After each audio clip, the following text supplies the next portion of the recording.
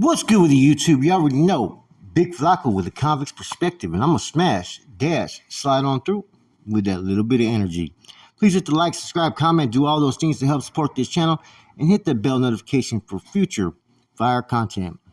So, me being the researcher, as you can tell by the title and thumbnail, a prison riot had occurred over there in Idaho State Prison, right? At the Idaho, was it maximum prison is what they call it, right? Involving the North and South, and also two skinheads, right? Now, this is what they call the clash of the microwave, okay? They call this the bloodiest riot that they've ever had in Idaho prison history, right? Okay, there was 12 Sudanos, Southsiders, 2 skinheads, and then 5 Norteños. They rushed the Norteños with hands and feet, right? But in the process, someone grabbed a fucking microwave. So in doing some research, right, which we already know, Napa, Idaho has a lot of Norteños, a couple other cities, they have Sudanos out there, right? But they've done a pretty good job of separating them in the Department of Corrections, even county jails, right? Now, apparently between January 17th, no, not January, 2017 to 2019, you had several incidents between Norteños and Sudanos, right? But there's one incident that stands out that they call one of the bloodiest days in Idaho prison riot history, right? And it's January 4th, 2018, when you had 3 gangs involved, they say.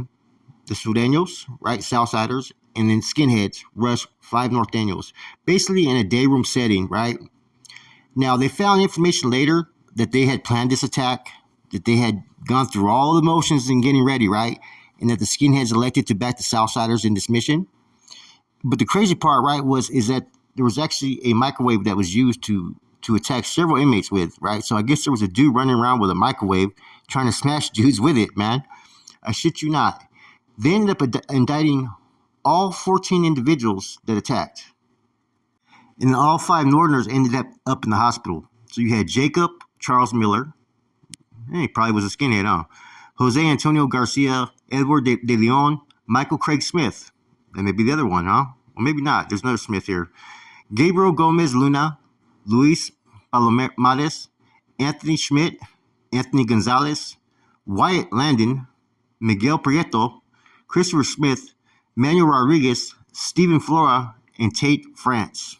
Wow. I bet you the 2 skinheads would probably have the fucking Spanish last names, probably, huh?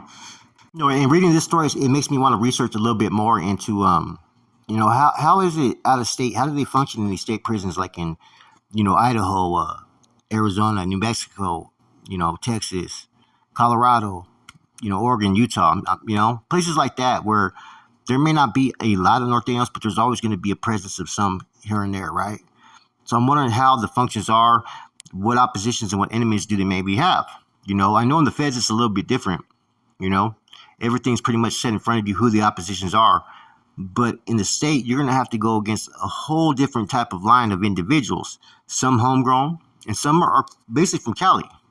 And what I've come to realize, right, is a lot of groups in these out of state, as long as you're not pushing like that you're from California and the California line, there's usually not going to have any issues. But if you come with basically the doctrine and dogma of the California, whatever group you may align with, right? And you're trying to push that on these lines in other states, you may have an issue if you try to push that line too hard.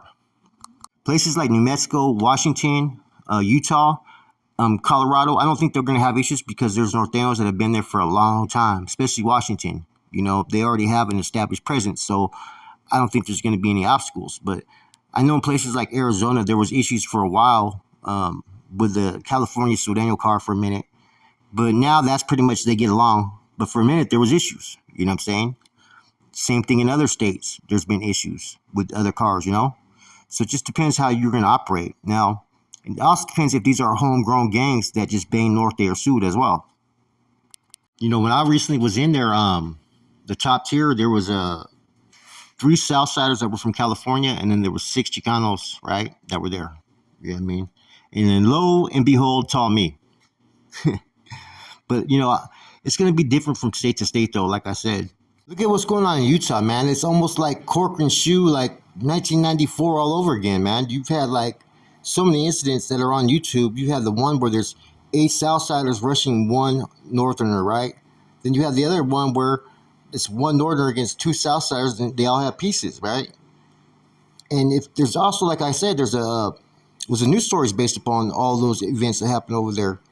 Like I said, it's been cracking off in different areas. Utah, it's still north and south going at it. War, get out, all day, every day. In Washington, in the beginning, before skipping them hit the feds, you had the Northerners and Southerners were running together in prison, right?